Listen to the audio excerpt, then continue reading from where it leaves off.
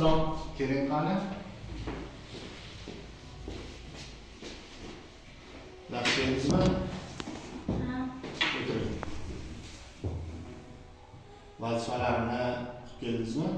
Ha. Ovozingiz yaxshimi? Ha. Shamollagani yo'qmi? Yo'q. Unda darsimizni boshlaymiz. Birinchi navbatda ovoz mashqi, ya'ni nima? Raspetkadan foydalanib ovozni birinchi qizdirib olamiz, keyin sekin-sekin qo'shib o'tamiz. Bo'ladimi? Ha. Tayyormisiz? Og'izni yumgan holatda nafasni qoringa olib, sekin-sekin kuylaymiz. Qani?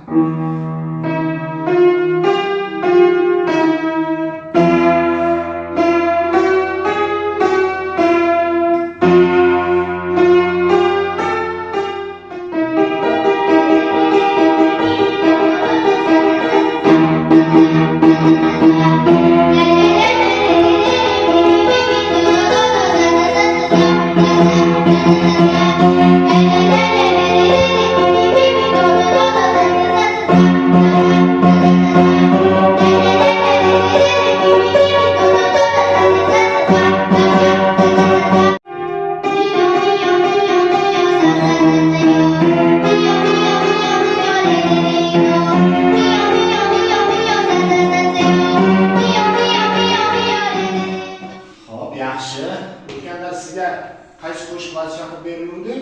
Aziz Bo'ston, Dilorom Omullayev musiqasi.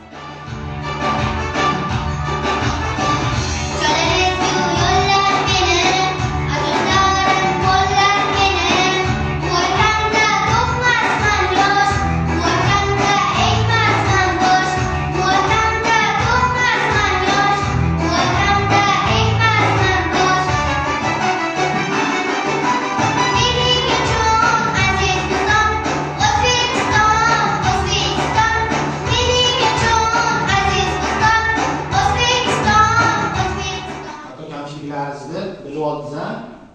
O'shalarni to'g'rilab kelishga harakat qiling uyda. Xo'pmi?